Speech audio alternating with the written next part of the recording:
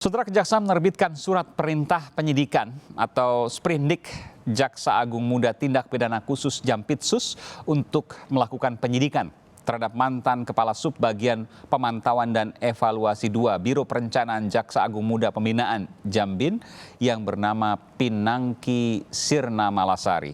Mampukah Kejaksaan Agung membongkar skandal pelarian koruptor kakap Joko Chandra yang selama 11 tahun dicari namun ternyata bisa ditemui oleh seorang jaksa yang bernama Pinangki?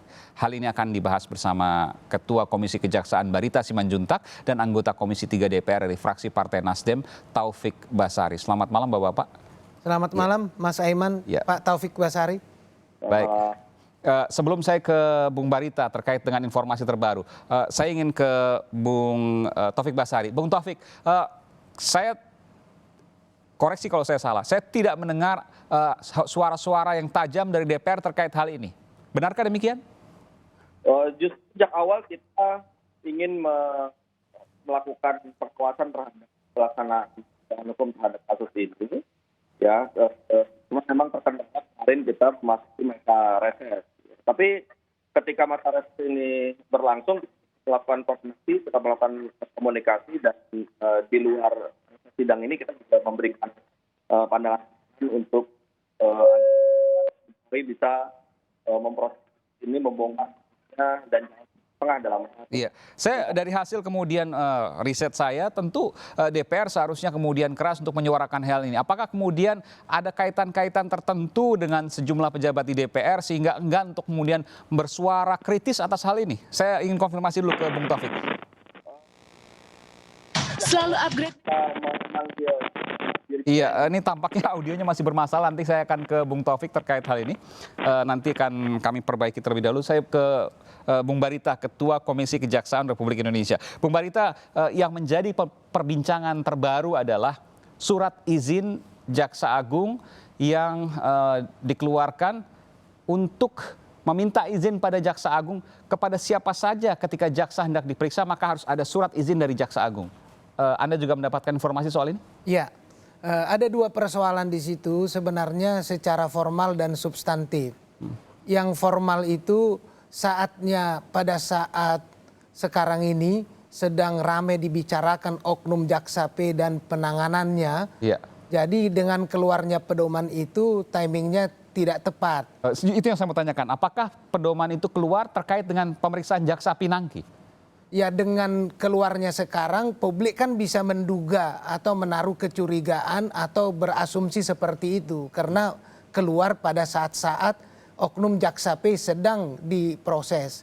Jadi itu wajar saja, makanya saya katakan tadi secara formal timing keluarnya peraturan itu kurang mendukung bagi sense of crisis, ya emergensi strategi dalam menangani kasus ini kepada publik. Itu saya kira poinnya secara formal. Pertanyaan saya kemudian selanjutnya berpikir, hanya seorang pejabat dengan eselon 4 jauh dari pejabat utama, lalu kemudian ada surat yang keluar terkait dengan pemeriksaan jaksa oleh Jaksa Agung, meskipun belum tentu terkait Jaksa Pinangki, tapi sulit kemudian untuk tidak dikesankan ini terkait dengan Jaksa Pinangki. Seberapa spesial, seberapa khusus Jaksa Pinangki di Kejaksaan Agung? Luar biasa. Ya, kalau dari sudut posisi jabatannya saya kira tidak terlalu signifikan. Cuma kalau tidak ada langkah yang tegas, langkah cepat dan konsisten, itu yang akan mendatangkan asumsi atau kecurigaan. Sebab menghadapi reaksi publik yang demikian tidak bisa pendekatannya biasa-biasa, Mas Aiman. Ini pendekatan yang harus progresif. Pendekatannya harus tegas, cepat dan konsisten. Itu yang dilihat oleh publik sebagai referensi bahwa memang lembaga penegak hukum bisa dipercaya.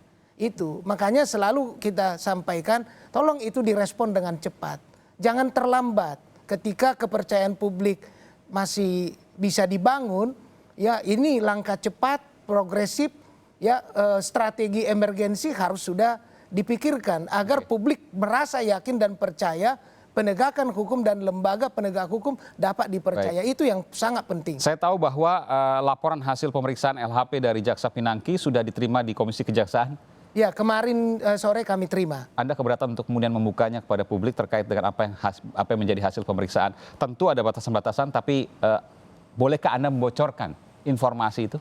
Ya karena kita terikat pada tata naskah dinas dan itu sudah disampaikan dengan kode rahasia. Oke. Tentu saya tidak bisa menyampaikan secara gamblang apa isinya. Tetapi yang penting adalah harapan publik tentang pemeriksaan oknum Jaksa P ini adalah soal pertemuannya dengan terpidana buron di luar negeri. Apakah substansi itu sudah cukup dijawab?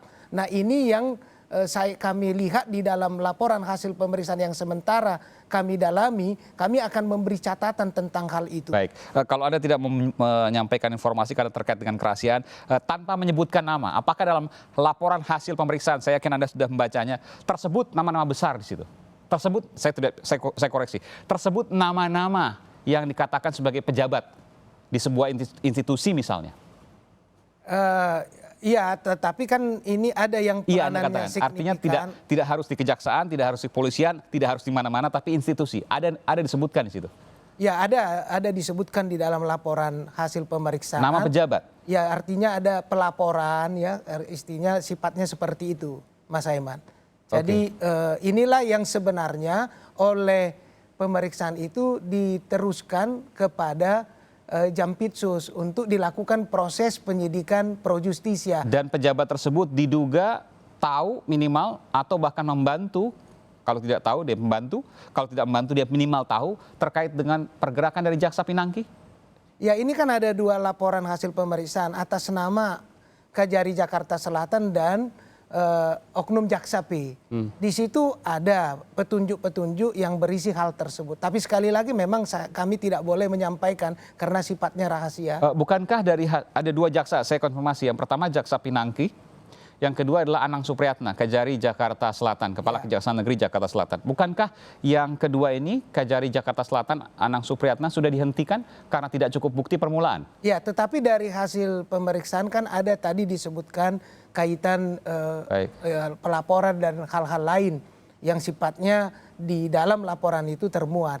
Jadi itu yang saya sampaikan karena berkaitan dengan pertanyaan tadi apakah ada kaitan kepada beberapa oknum. Meskipun pertanyaan publik juga kemudian maju selangkah lagi terkait dengan Kajari Jakarta Selatan, Anang Supriyatna. Apakah pada saat pertemuan dengan Anita Kolopaking yang katakan datang bersama seorang seniornya yang juga merupakan pejabat di Kejari Jakarta Selatan sehingga diputuskan untuk kemudian tidak dapat bukti permulaan. Saya ingin tanya, apakah pada saat Anita datang bertemu dengan Anang Supriyatna di kantornya pada waktu itu Anita Kolopaking sedang menangani kasus Joko Chandra? Ya, saya kira itu ada kaitannya. Tetapi sekali lagi itu adalah hal yang juga penting dalam substansi laporan hasil pemeriksaan itu. Ya, saya tidak bisa menjelaskan lebih detail, namun kami mempersiapkan rekomendasi berkaitan dengan hal itu. Baik, artinya Anda sudah mendapatkan data semuanya, tinggal kemudian ini diserahkan kepada Pitsus dan kemudian semuanya harusnya bisa dengan mudah kemudian untuk diselidiki dan disidik. Ya, saya kira Jampitsus ini bukan persoalan sulit, ini bukan pembuktian yang sulit. Ini bukan yang sulit? Iya, sebagai contoh kasus Jiwasraya itu berhasil kejaksaan yang sangat sulit transaksi ekonominya, itu berhasil dalam waktu singkat. Nah ini sudah terang benderang, ini di publik juga melihat itu kan. Jadi tidak ada kesulitan di situ. Nah makanya ketika dinaikkan ke penyidikan tanpa melalui proses penyelidikan lagi kita apresiasi. Dan seyogianya juga dalam waktu cepat bisa ditetapkan tersangka dan dilakukan penahanan. Relevansi dengan pertanyaan saya nanti ke Bung Taufik Basari, apakah juga disebutkan dalam Jaksa Pinangki ada pejabat dari parlemen, wakil rakyat di situ? Saya tidak menemukan itu. Di dalam sejauh yang saya baca, kami tidak ada menemukan keterkaitan itu. Baik, jadi hanya di institusi penegak hukum? Ya, karena memang pemeriksaannya kan berkaitan dengan kepergian ke luar negeri itu. Beserta dengan ada juga pemeriksaan terhadap Anita dan terhadap beberapa orang. Baik, karena saksi yang kemudian disampaikan oleh Boyamin ke Komisi Kejaksaan dan juga Kejaksaan Agung serta kepolisian ada sejumlah saksi yang berasal dari institusi parlemen. Tentu ini saya koreksi, institusi di partai politik maksud saya. Di partai politik. Apakah dari hasil pemeriksaan itu juga ada dari partai politik? Ya, kita belum Belum ada, menemukan itu di sini. Baik, ini hanya sebatas saksi. Kita ada prinsip tidak azas praduga tidak bersalah. Tentu ini kemudian akan terus dikembangkan. Nanti hasil penyelidikannya kita akan segera kembali. Saudara, saya akan berbincang nanti dengan Komisi 3 DPR dari fraksi Partai Nasdem, Taufik Basari. Kita akan segera kembali, saudara, sesaat lagi. Tetaplah bersama kami di Sapa Indonesia.